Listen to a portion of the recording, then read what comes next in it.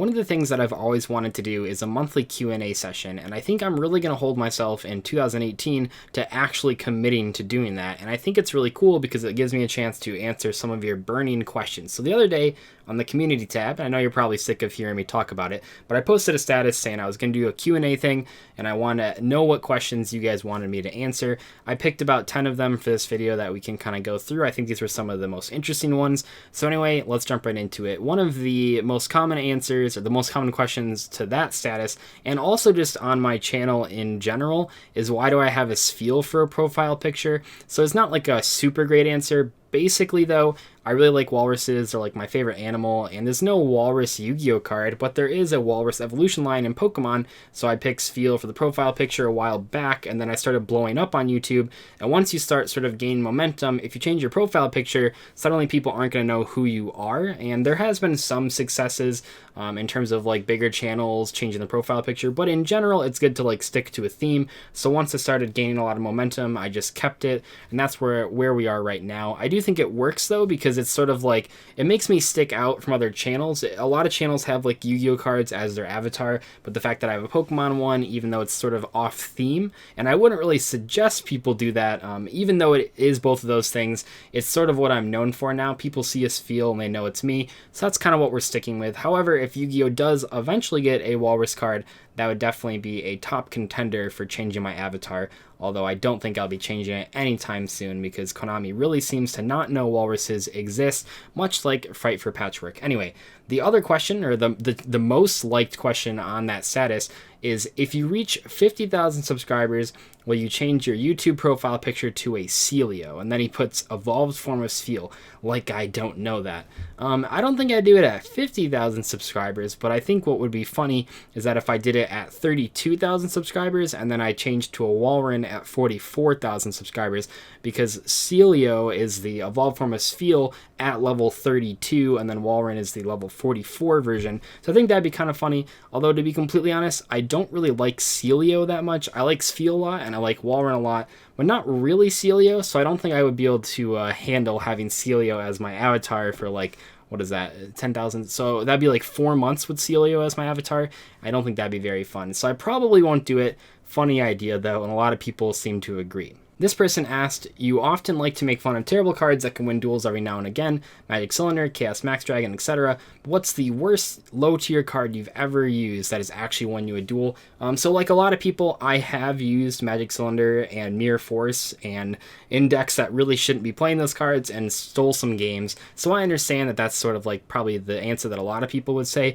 But besides those two cards, I think the most recent memory card that I have that was like kind of bad but won me some games was I played Wingbeat of a Giant Dragon in Heretics back when Cosmos and Burning Abyss Phantom Knights and Pendulum Magicians, well, not these Pendulum Magicians, but the old Perform Pel Pendulums, that deck, when those decks were all good, I played Heretics at an event, and I got a lot of people with that Wingbeat of a Giant Dragon. Basically, you would special summon Tefnuit, your opponent would have like 2 Pendulum Scales and like multiple Solemn Strikes face down. They usually wouldn't Solemn Strike a Tefnuit summon, and then I would just activate Wingbeat and get like a +3. It was pretty crazy. So that's probably the worst card that I won some games with, even though it wasn't like that terrible, but it wasn't that great either.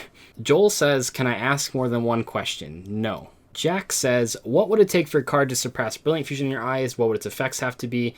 Actually, a card kind of already did this, but then it got limited. So when Speedroid Terratop was really popular for a lot of people, I played it in almost every single deck. Now I played it a little bit earlier than people started catching on, because I played it basically as soon as Phantom Knights came out, and then when I played it in that deck, I realized that's a really good splashable engine.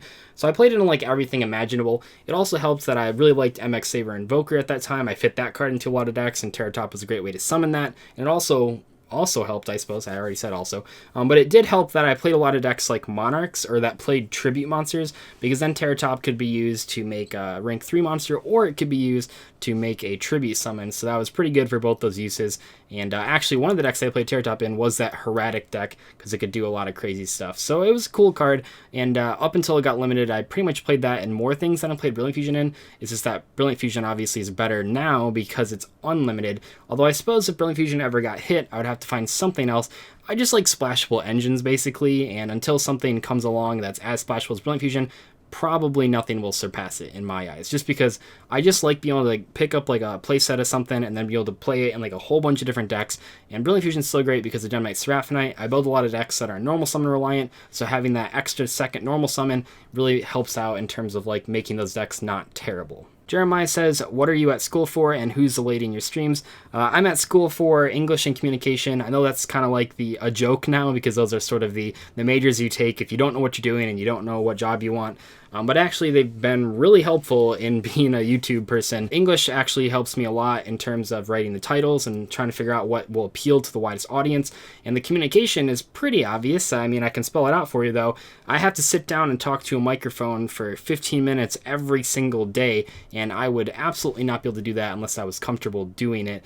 And comfortable in a public setting, public speaking setting especially. I've taken a lot of classes not only on public speaking and advanced public speaking, but also just communication styles in general. And I think that's one of the reasons that I'm able to be successful on YouTube. So yeah, even though those majors aren't like the most applicable majors to every single sort of job, I think they are really applicable to the one that I'm currently doing. And I don't think I'd be this big if I wasn't going to school for both those things.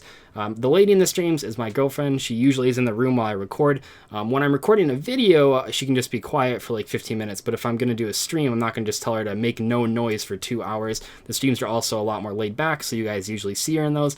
We usually do like a Valentine's Day video as well, so I'll look forward to that if you want to see her up front and center. And a little while ago, we had her just run a live stream by herself, which was pretty funny. We had about 600 watchers during that live stream, and I thought it was hilarious to just kind of see how she would do in my position, because YouTubing isn't quite as easy as you guys might think. It might seem easy to talk to a microphone every single day for like a couple hours, but it's really not. You have to know a lot of different, I mean, kind of like I was just talking about, you have to know a lot of different like public speaking skills to actually be successful on it. And it was kind of funny to watch her do that live stream. But anyway, James asked, what do you felt you did different that led to your channel reaching the size that it has? Basically, I was unapologetically really harsh on my own channel, which I think is good to some degree. I think it's really difficult for people to look at the content they're producing that they've spent hours putting together and then say, you know what? That wasn't a good video. It wasn't a good idea. It wasn't a good topic. It wasn't well implemented, something along those lines. And that's really tough to do because, I mean, as a YouTuber, you want to think that everything you're putting out is like good, but then sometimes it's not. And recognizing what's not good is actually a really important step to actually growing on YouTube, because if you never change what you're doing, if you never experiment with new ideas, you'll become stale. Your audience won't care anymore. You have to constantly be evolving. I've started and ended so many different series on the channel, and while all of those may not be around anymore, they were definitely crucial in getting me to where I am. But I think taking risks is really important, but you're not going to take those risks if you're never willing to look at yourself and say, you know what, I'm not as good as I think I am. How do I make myself better? Was there a time that you disliked the game so much that you were about to quit?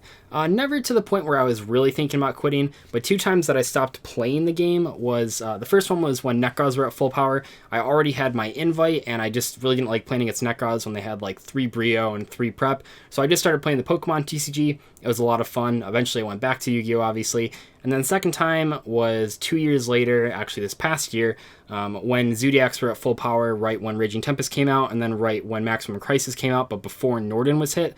Basically, once again, I already had my invite. I didn't like playing against that deck, so I just simply didn't go to events. And those 2 times, the first time I played Pokemon, the second time I got really into Hearthstone, and I currently play Hearthstone a lot right now as well. But there's never been a time where I was like really considering quitting. Maybe it's because I do a YouTube, maybe it's because I've written articles for so long. It's sort of like my job, or always has been. But there definitely have been those 2 times where I really didn't feel like playing, and I just kind of focused on like making videos, not so much actually playing the game. Do you enjoy a link format, and if so, why? I actually enjoy it a lot more than I thought I would. I complained about link summoning a lot when it was first announced because I felt it was going to kill a lot of my old decks, but in reality, it really didn't, and a lot of the new link monsters are really cool, and especially if we look at the Reigns pack cards, they really do support those older archetypes, so link format actually surprised me a lot, and I'm glad it did, because it would have been really depressing to play this game and just hate it all the time. But I think it's a really cool idea. I think the only deck where I really noticed that that Link summoning really screws it up. And I've played a lot of different crazy decks, but the biggest one is definitely the Blue Eyes Invoke strategy. It's nearly impossible to summon Invoked Mechaba and a Blue Eyes Spirit Dragon at the same time, because you simply can't do that unless you have like a soul charge, basically. So that's like the only deck though, and I've played a lot of different decks, but that's the only one that I really noticed, man, Link summoning really screws it up. But that's really not that bad. I mean, it's not like that deck would have been like super amazing anyway. So yeah, I'm glad that Link summoning hasn't ruined the game as much as I thought it was, and hopefully it gets even better going forward. I just want to see more and more generic Link monsters. How do you justify spending $50, $70, or $100+ on a card that could be banned next format? Well, basically I justify it because every single hobby you do is going to cost money, and it's going to cost money like every couple months usually. You always are like, if you're playing video games a lot, you're always buying new games or a new console or new upgrades for your computer, something along those lines. If you're like into sports, you have to buy new equipment every couple months or a new like outfit to actually play the games in, because like your other outfit like gets dirty or rips or something. I like swam for a while, and I was always buying new goggles and new swim trunks and stuff along those lines. So pretty much anything you do in life is going to cost money. In terms of like how I justify spending that much money on just like pieces of cardboard, I generally look at like how many events I'm going to go to with those cards. Like I didn't mind spending money on Dragonic Diagram or Pot of Desires when they were both like $200 a playset, because I went to like 5 or 6 events with those cards. However, I didn't buy Zodiac Barrage when it was expensive, and I didn't buy Evenly Matched when it was expensive. I bought Ash when it was $40, not $70. So I sort of just don't buy the cards I don't think I'm going to use. You don't have to have the best deck all times unless you're going to every single event. But like with Evenly Matched, when that card was expensive at a regional that I went to, when it was like $70 still, I looked at it and said, I could buy this for one regional, but I'm not going to go to an event for 2 months, and I don't think the price is going to increase, so I'll just wait until February. And now we're almost to February. I'm like, okay, I don't mind spending $50 on Evenly Matched because I'm going to go to 3 events this month, and that's perfectly fine. So really, I just look at the cost versus the amount of events that I'm going to go to it, and if I'm not going to go to a lot of events with the card, I don't buy it. Also, now that I don't really have a budget on Yu-Gi-Oh!, I don't mind spending the money on cards, but certainly when I didn't have a lot of money, I simply just made do with what cards I had, which I think is tough, but I think it's also doable. And lastly, do you think the TCG and OCG release should be at the same times for the core sets?